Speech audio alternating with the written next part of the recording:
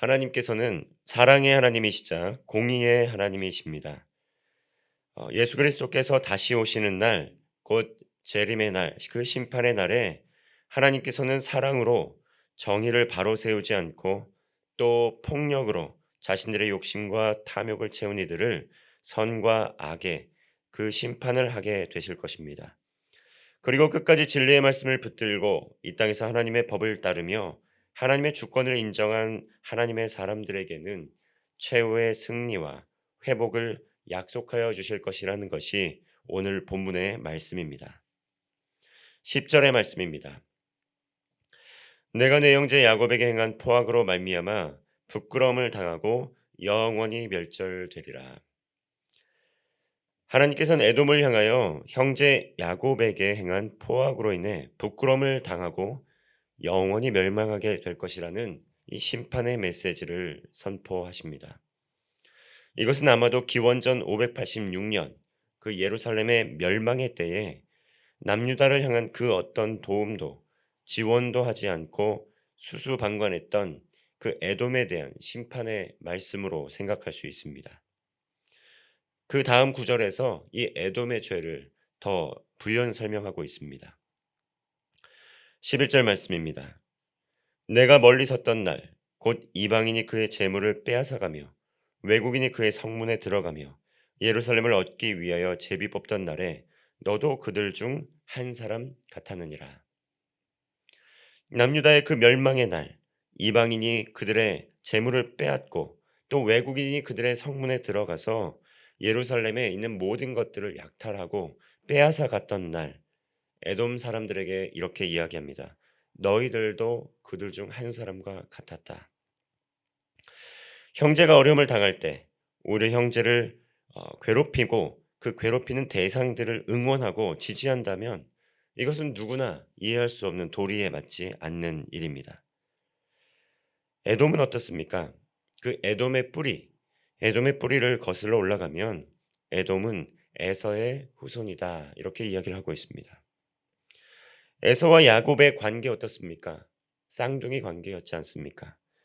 그 형제 관계, 그들의 관계를 생각해 볼 때 이 남유다의 사람들이 아주 극심한 고난을 당하게 될 때 이들이 마음을 함께해야 했음에도 불구하고 오히려 약탈자의 그 약탈의 행렬에 동참하고 또 그들의 멸망을 한 발짝 물러서서 관망하는 태도를 보였다는 것입니다. 에돔이 이스라엘을 향하여 줄곧 행했던 그 태도, 그 기저에는 이러한 마음들이 있었다는 것입니다. 그들의 안전이 최우선이고 형제가 고난을 당할 때, 어려움을 당할 때 선뜻 그들에게 손을 내뻗고 돕지 않았던 것이 에돔의 모습들이었다는 것입니다. 12절에서 14절의 말씀을 보면 재앙의 날에 방관하지 않아야 한다는 것입니다. 심판의 날에 형제의 어려움을 그대로 묵과하지 말고 간과하지 말고 방관하지 말라는 것입니다. 그리고 또한 그것을 기뻐해서도 안 된다는 것입니다. 그리고 약탈자 행렬에 동참해서 그들의 물건을 훔쳐서도 안 된다는 것입니다.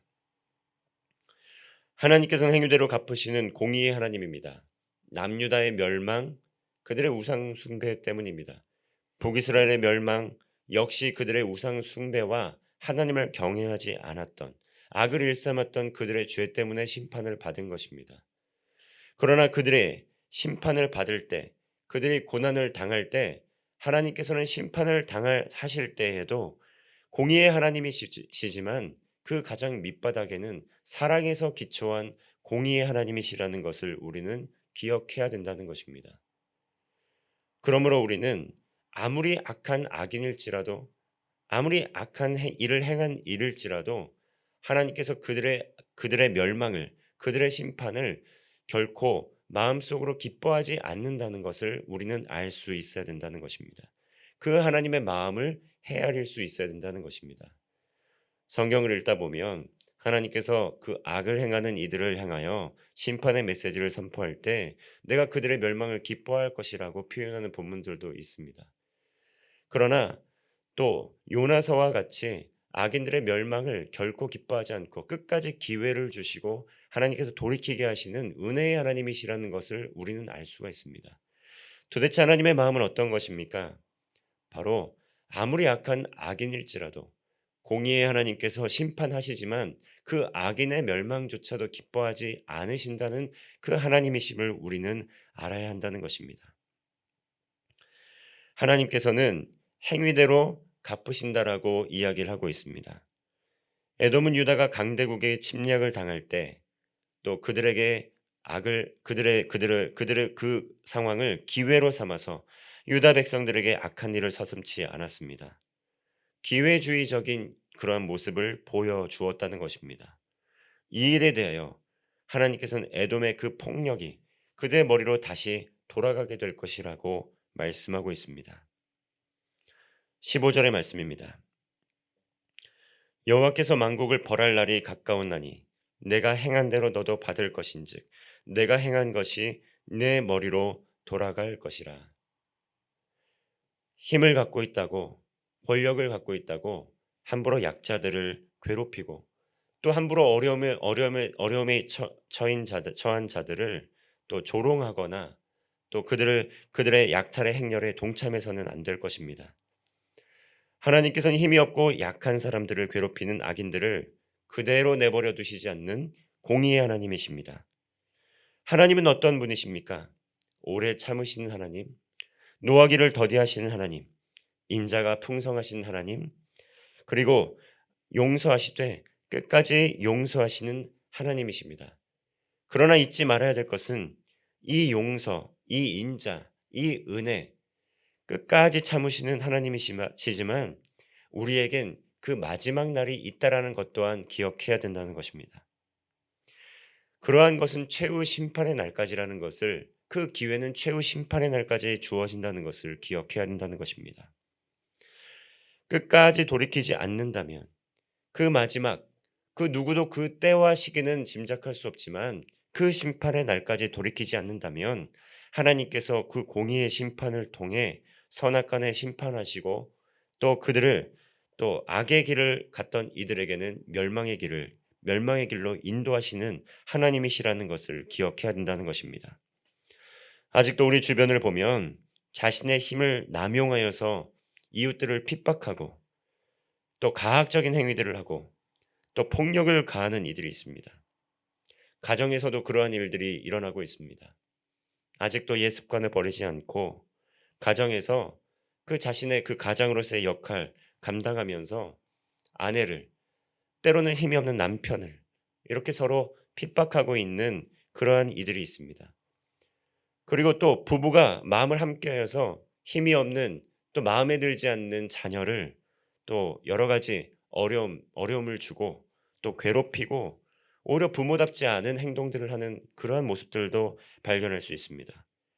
그리고 입에 담을 수 없을 만큼 그러한 놀라운 일들, 놀라운 정말 경악할 만한 일들을 그들의 자녀, 그와 딸들, 또 그들의 아들들에게 행하는 부모가 있다라는 것도 우린 뉴스를 통해서 알 수가 있습니다. 가정에서만 이런 일이 일어나는 것이 아닙니다. 우리나라 주변에서도 보면 이런 일들이 여전히 일어나고 있습니다. 그리고 또 가까운 북한에서도 이러한 압제, 또 이러한 여러 가지 어려움을 주는 고난의 그 일들이 지금까지도 계속 일어나고 있습니다. 몇십 년 전 고난의 행군이 북한에 왔을 때 수백만 명에 이르는 사람들이 그 기아로 인해 또 기근으로 인해 목숨을 잃었다라는 뉴스 보도를 우리는 접하였습니다. 그리고 오늘날에 이르러서도 북한 사람들이 그 신앙의 자유, 종교의 자유가 없이 또 그리고 또 세습 독재 정권으로 인해서 여러 가지 어려움 가운데 있다는 것을 우리는 볼 수가 있습니다. 북한뿐만 아닙니다. 지금 이스라엘과 또 하마스의 전쟁, 또 그리고 우크라이나와 러시아의 전쟁, 그리고 세계 곳곳에서 이루어지고 있는 그러한 내전들, 이 전쟁으로 인한 기근들, 그것 때문에 목숨을 잃고 있는 수많은 이웃들이 있습니다. 우리는 한 발자국 멀리 서서 그들의 죄 때문에, 그들의 무지함 때문에, 또 그들의 어리석음 때문에, 스스로 행한 일 때문에 그들이 스스로 심판받는 것이라고 우리는 그렇게 수수방관하며 조롱하는 자리에 있지는 않았습니까? 그들의 아픔도 우리의 아픔이 되어야 한다는 것입니다.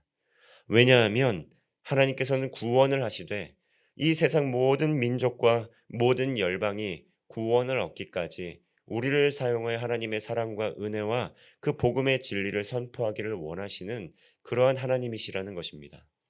하나님의 눈길, 하나님의 마음은 아직도 복음을 알지 못한 채 아직도 길을 잃고 방황하는 한 마리 잃은 어린 양들과 같은 이들에게 마음이 놓여 있다는 것입니다.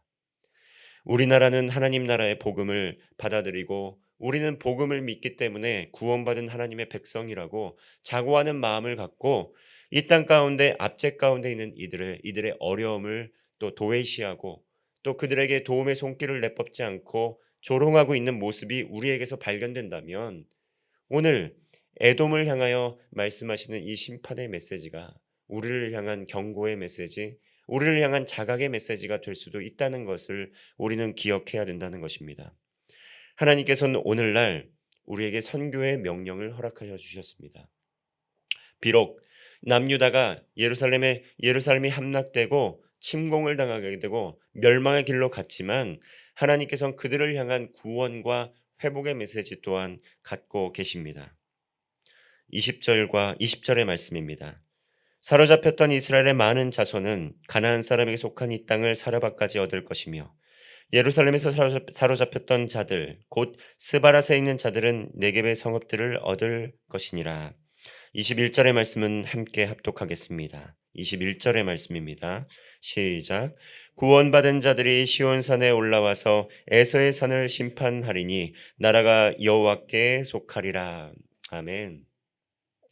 이 나라 이 땅 가운데 전쟁이 끊이지 않았던 시기가 있었습니다.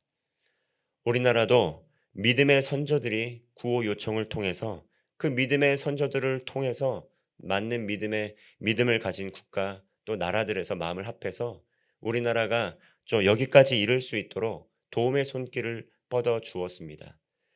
그래서 우리는 신앙을 지킬 수 있게 되었고 또 우리는 이념적으로도 또 자유민주주의 신앙을 가지고 살아갈 수 있는 이러한 나라가 되었다는 것, 그것이 불과 70년이라는 시간이 지났지만 얼마 오래되지 않았던 역사였다라는 것을 우리는 기억해야 됩니다.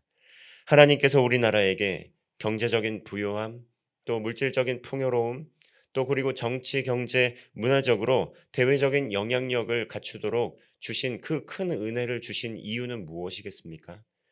하나님께 받은 그 은혜를 간직하고 지금 가진 힘을 오용하거나 남용하지 말고 그 이 땅 가운데 압제당하는 자들, 이 땅 가운데 고통 가운데 있는 자들, 이 땅 가운데 소외되는 자들에게 그 물질을 흘려보내고 그 은혜와 사랑의 손길을 흘려보내기 위해서 우리를 사용하여 주신 것이라는 것, 우리를 기억해야 된다는 것입니다.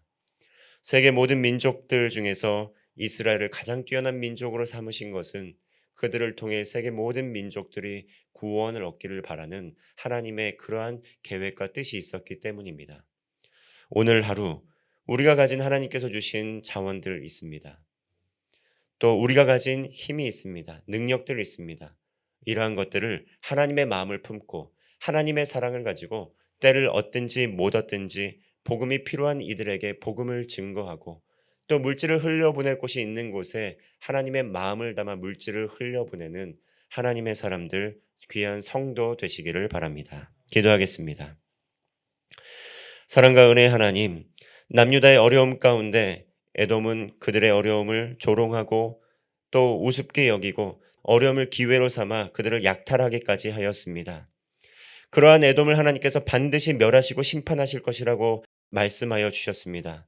형제의 어려움을 두고 조롱하거나 또 그것을 기뻐하지 않는 것이 그들의 도리였음에도 불구하고 그들은 불의의 길을 계속 걸어 나아갔던 것을 바라보게 됩니다. 이것이 우리의 모습임을 우리는 바라보게 됩니다. 하나님, 고아와 객과 나그네의 어려움을 좌시하지 않으셨던 하나님, 우리 이 땅 가운데 있는 우리의 불쌍한 이웃들, 고난 가운데 있는 이웃들을 하나님의 사랑을 마음을 가지고 하나님의 물질과 또 복음을 들고 나아가 그들을 치유하고 회복시키는 선교의 사명을 감당할 수 있도록 우리를 사용하여 주옵소서. 가정이 회복되게 하여 주옵소서. 교회가 회복되게 하여 주옵소서.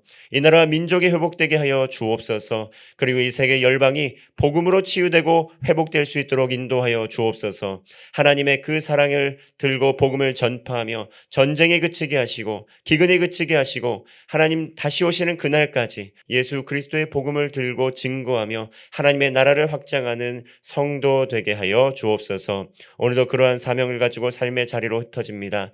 하나님의 마음을 품고 때를 얻든지 못 얻든지 복음을 증거하며 하나님께 영광 올려드리는 성도의 삶 되게 하여 주옵소서. 예수님의 이름으로 기도하옵나이다. 아멘.